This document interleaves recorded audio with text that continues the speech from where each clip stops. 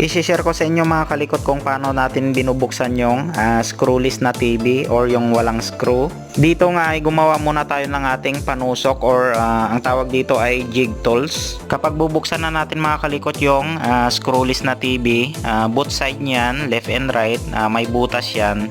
So katulad yung ginawa natin, dyan natin tutusukin mga kalikot. Tapos parang hihiwain lang natin yung kada gilid ng TV mga kalikot na parang ganyan yung ginagawa natin. So paikot yan mga kalikot na gaganyanin natin hanggang sa mabuksan natin yung isang TV.